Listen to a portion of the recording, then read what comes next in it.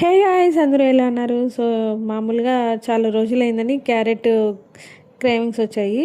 And ఏంటంటే carrot halwa చేసుకుందామని.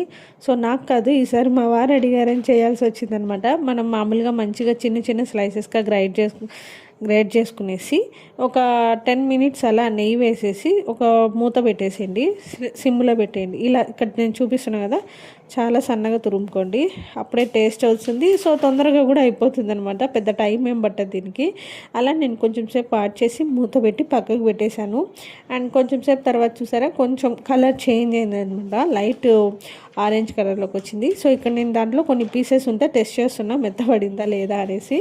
So అలా మెత్తగా అయ్యాక నేను మామూలు సాంబార్ గరిటె ఉంటుంది కదా, దాంతో ఒక 3 స్పూన్స్ త్రీ టైమ్స్ తీసుకొని అలా షుగర్ యాడ్ చేశాను. బట్ ఆల్రెడీ క్యారెట్ స్వీట్ కాబట్టి, అండ్ ఈ మధ్య క్యారెట్స్ అయితే అసలు స్వీట్గా కూడా లేవు, రెడ్ కలర్లో ఉంటాయి చూడండి, ఆ క్యారెట్ అయితే చాలా బాగుంటుంది. కొంచెం స్వీట్నెస్ కూడా ఎక్కువ ఉంటుందన్నమాట. బట్ దీంట్లో అంతా స్వీట్నెస్ లేదని నేను 3 గెరిట్స్ అలాగా షుగర్ యాడ్ చేశాను. అండ్ యాలకులు వచ్చి లాస్ట్లో దంచేసానండి, అది క్లిప్ తీయలేదు, నేను మర్చిపోయాను. సో నేను ఇది వితౌట్ మిల్క్ చేశానండి, నాకైతే చాలా బాగా నచ్చింది.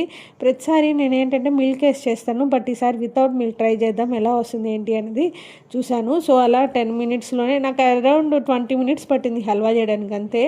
అలా వాట్ చేసి పక్కన పెట్టేశాను. ఇంతలో ముందు మాడిపప్పు జీడిపప్పులు అవన్నీ ఉంటాయి కదా, సో అవి కూడా ఇలా మంచిగా వేసేసుకొని ఇంకా బౌల్లోకి సర్వ్ చేసేసాను అనమాట. టేస్ట్ అయితే చాలా బాగా వచ్చింది, వితౌట్ మిల్క్ క్యారెట్ హల్వా అద్దిరిపోయిందనమాట.